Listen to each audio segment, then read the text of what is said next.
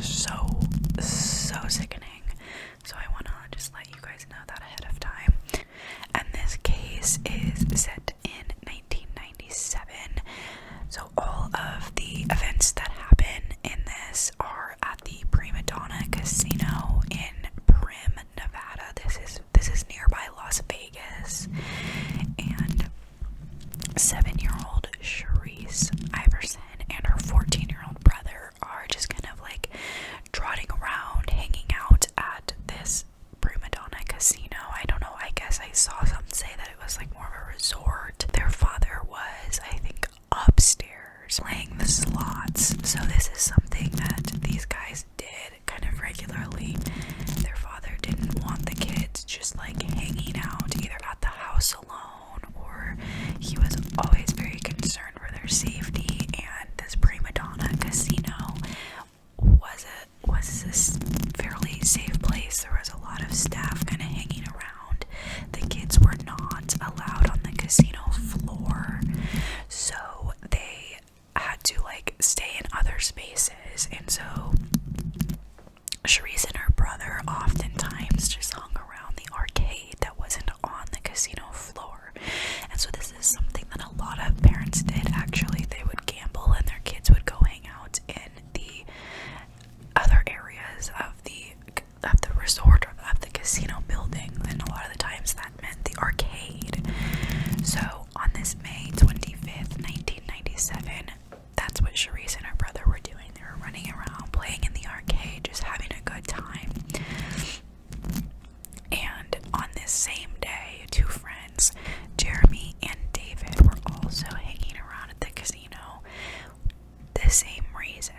One of their fathers was gambling, and they were not of age to be on the floor gambling. So they were actually waiting for David's dad to finish up a game of poker. The boys decided to get a little reckless and urinate on some of the arcade games. And I guess they thought this was so funny, and they urinated on like an outlet or something. And at one point they approached a 16-year-old girl, and Jeremy decided to show her his piercings, which he had to lift his shirt because they were nipple piercings, and I guess he decided that was cool to show her. It's later made known that this 16-year-old thought that the friends were like weird and creepy, and she ended up lying a lot in the conversation about where she lived and like her phone number and stuff.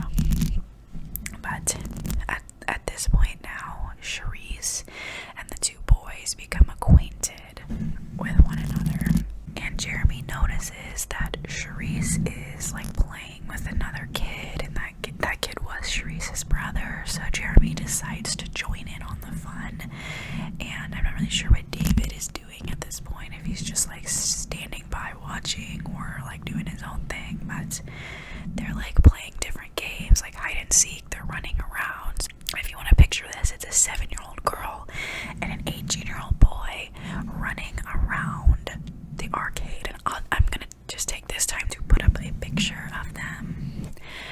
I'm like holding my breath, so I'm gonna put this on so I can talk normally and not have to hold my breath. I think it maybe did look a little innocent to like passerbys and whatnot, but it's still like, I feel like a little bit strange that these two were playing together. I'm gonna take just a moment to pause from this scene and talk about Mr. Jeremy for a moment. He is actually described as being the top 1% in terms of just being a good kid by one of Jeremy's favorite teachers. He was actually adopted into a very wealthy family, and when I say wealthy, I mean wealthy, like over 6 figures. They traveled, they had a plane, they had tons of cars, and so much more. But while he was still seen to be a good kid by pretty much everyone, Jeremy did like slowly decide to start drinking, start using, and doing stupid stuff into his senior year in high school. He ended up actually getting arrested for drunk driving after his senior year of high school had just ended. and Jeremy became super isolated. He lost a lot of like good friends, and he was kind of just losing his grasp on a good future, because he did have good grades, he was showing up, he was doing all these things, and now he's like slowly getting into a party scene, losing his good friends, not really listening to his parents. One story from a party that I want to tell, it's a very short story, but I think it's just very telling of Jeremy's character. It's also one of those warning signs that we see of people that end up murdering. Jeremy was at a party one time where he stole a kitten from the host of the party's home, and as they drove away, he threw the kitten out the moving car's window and thought it was funny. Like, that was a joke, that was a funny joke to them, which is not funny at all. And Jeremy ended up starting to kind of hate his parents, and his parents were obviously pushing back a little bit. Friends recount that Jeremy would use his computer password kill to log in and look at illegal images of children. And after Jeremy moves out of his parents' house, he seems to get drastically worse. On multiple occasions, he would boast about luring prostitutes to his car window, grabbing and holding onto them as he would hit the gas pedal and drove away until he decided to let go. And he called this game whore dragging. And I really, really, really hope this is not true. I hope that this was just something he lied and boasted about. Like, that's horrible. There was a text correspondence between an online friend. This person is anonymous, but this online friend messages Jeremy asking, do you like little girls? Quote. Jeremy's response, quote, very much so. And then the anonymous person, quote, cool, how young do you like 'em? And Jeremy's reply is, quote, I've never had a chance to try anything, but I fantasize all the time. I don't know, probably 5 or 6.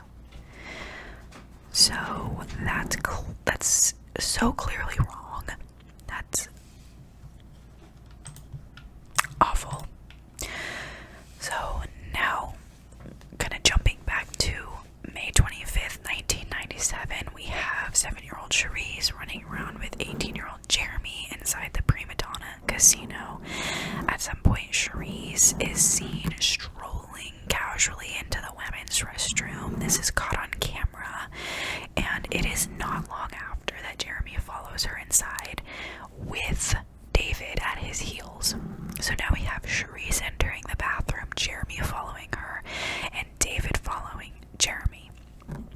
And the events that follow are recounted by a very monotone, uncaring Jeremy. He tells the events like he was talking about like what he did at high school one day, like how his day went with his parents. That's how he recounted this.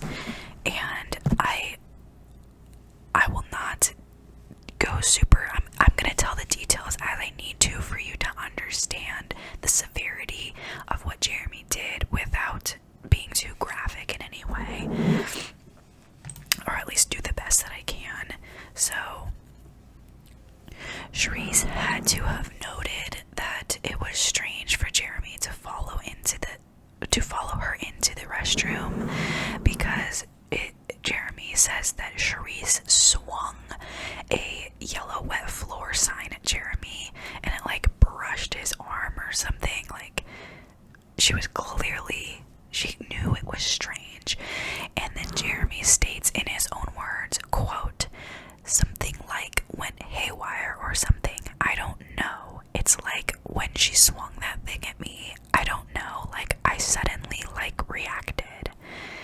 And he recounts that he then picked Sherrice up between her legs and brought her into the handicap stall, locking the door behind him. David also kind of recounts some of the situation, some of what happened, because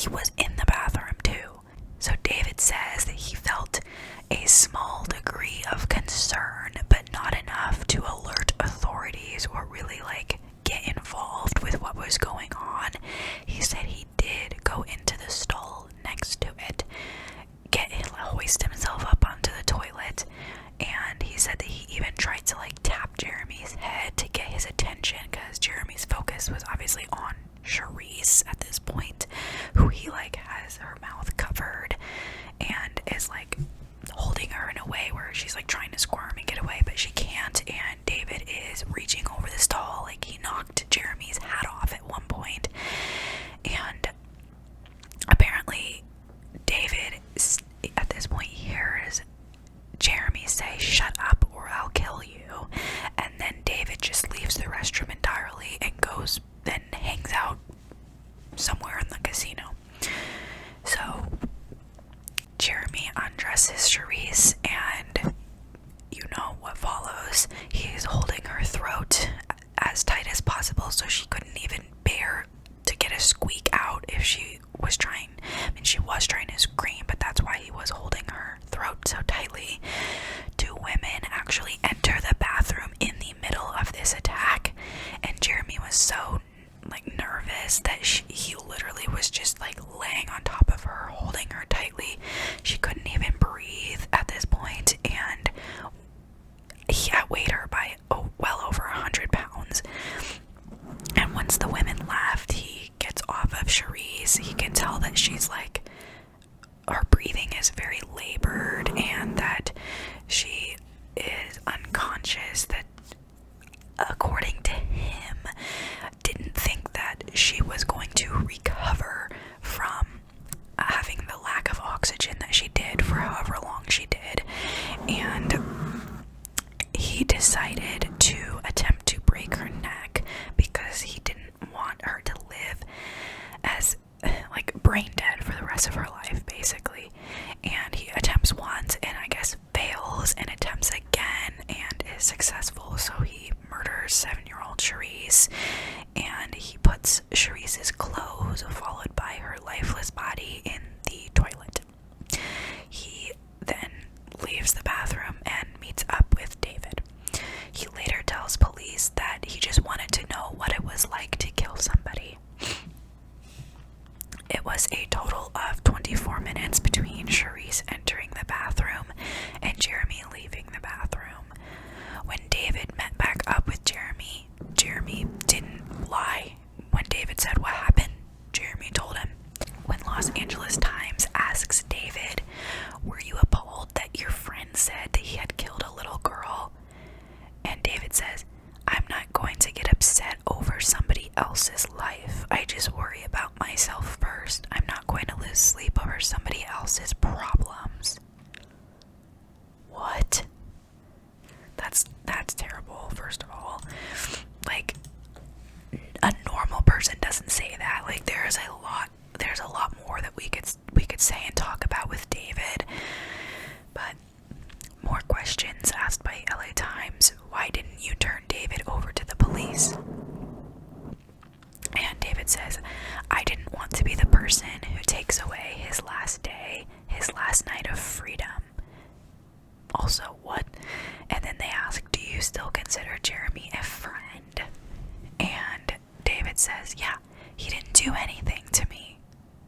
I am appalled by David's answers to all of this. Like, that's just mind-blowing. But the surveillance footage of David and of Jeremy ran all over the news, and this was obviously to figure out who these two boys are, because it was I believe a cleaner, a worker of the casino that found Sherrice.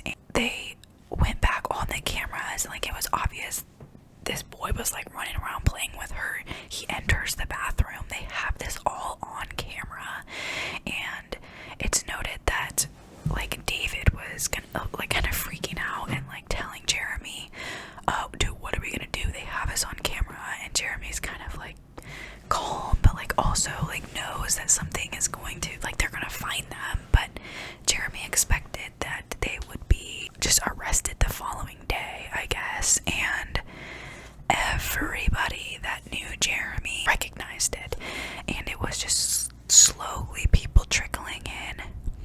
I mean, not really slowly, but like over a little bit of time, people were calling in and saying, "Hey, that's Jeremy. We know this person." And basically he was turned in by multiple individuals, and the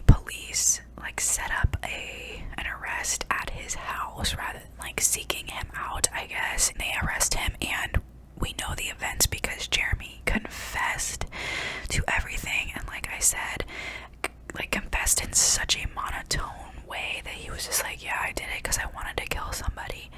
And the detectives on this case say that the manner that he retold the events and the tone that he was using was almost like the most disturbing thing, is because he just didn't care. He almost seemed proud, and that he never would have done anything differently. I do want to also make it known that David was never charged with anything, or at least he wasn't convicted of anything. Maybe they did try to charge him, but yeah, David didn't get in trouble. Actually, I do think they tried to charge him, because when he got off, the detective was like, yeah, he was very smug and like, yeah, I did nothing wrong. But obviously he did. Like, he obviously knew, and he didn't turn his friend in. And his reasoning is because it's somebody else's life. There was even one point where one of the questions was like, who are you more sad for? This little girl that was murdered, or your friend? And David's answer was because he knows his friend, and it's just a friend that he's had for a long time, and he doesn't know Sherrice. He's more sad for his friend because he lost a friend. And then he's kind of nonchalant, and he's like, but that's life, we gotta move on. He's a friend that I don't get to see now anymore. And initially, Jeremy pled not guilty. It was made very clear that he had nothing going for him. Like, they had mounds of evidence against him, including his confession, that to some degree I don't understand confessing and also pleading not guilty, but I do know it's just what your attorney tells you to do. You just plead not guilty. He ends up making a deal to not go to trial, and he makes a deal for a life sentence with no parole rather than getting the death penalty. And Jeremy does attempt to appeal under the grounds that juveniles aren't cerebrally developed enough to fully understand right and wrong, nor the severity of some of their choices. This, I don't even want to call him a boy, hardly. Like, he is 18, and in some states that makes you an adult. Not every state. Some states it's 19. But regardless, like, I don't think that's the case. And even if, truly to me, even if he was 16 years old, the fact, like, just the severity of what he did, and that paired with everything that they found on his computer and those text correspondences about, like, him liking underage girls, children age 5 to 6, is disgusting. Like, that just, to me, even if you're 16 years old, that's almost like too far gone. And I don't know how you can say that that's a normal member of society. And I feel like you'd have to be an expert to know if you can rehabilitate someone like that. And I don't know. I can't sit here and say that you can't rehabilitate a 16-year-old or an 18-year-old that has these sort of tendencies. But I would have to imagine that that is also kind of a disputed thing. You may get experts that say, yeah, I think we can rehabilitate someone like this. You may get experts that say, absolutely not. Like, this is going to be with them for their life. They're not a normal member of society, and they will do this again. But in the midst of all of this, like, all of these devastating events, I found this, like, bit of information / quote to be almost comical. Jeremy's adoptive parents sued the Los Angeles County for withholding crucial information regarding the medical history of Jeremy's birth parents. And Jeremy's birth parents, mainly his birth mother,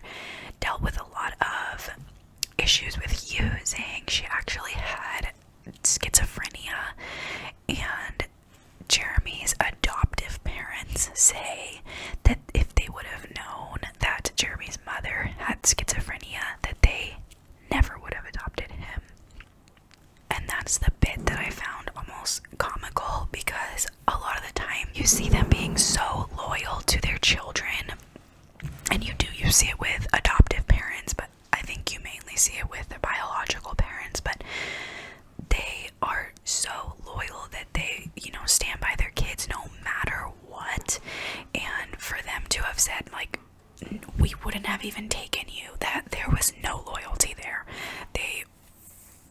None at all. And I think that's great for the parents to be able to say what the actual, because that's just not it. That is not.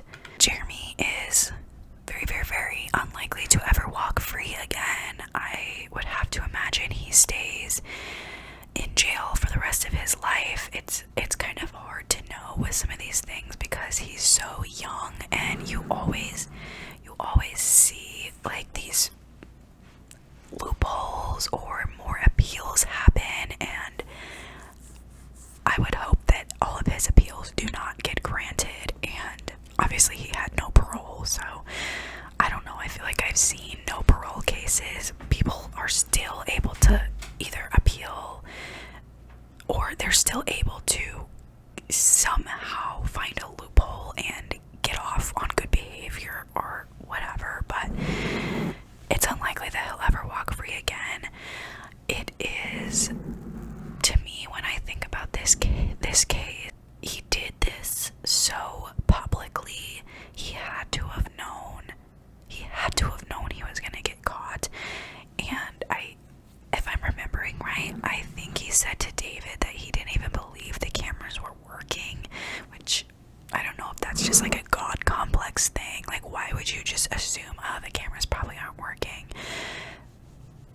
I don't get that. And if you were someone that wanted to continue to do this, I feel like you wouldn't have done it so publicly.